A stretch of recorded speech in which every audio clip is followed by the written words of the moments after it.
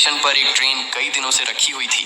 एक बड़ा कबूतर उस पर अपना घोंसला बनाता है, फिर उसी घोंसले में अंडे देता है और कुछ दिनों में अंडों से नन्हे चूजे निकलते हैं। कबूतर खुश था। एक दिन कबूतर दाना लेने जाती है, तभी अचानक ट्रेन चल पड़ी और काफी दूर निकल गई। जब कबूतर आती तो देखती है कि ट्रेन वहां नहीं होती है। कबूतर अपने बच्चों को हर तरफ ढूंढने लगती है। ट्रेन जा चुकी थी। कबूतर उदास एक पेड़ पर बैठी होती है। तभी वही ट्रेन उसी स्टेशन पर वापस आई। कबूतर खुश हो गई और फिर कबूतर ने अपना घोंसला पेड़ पर बना लिया और फिर कबूतर रोने लगी। फिर लाइक सब्सक्राइब नहीं किया।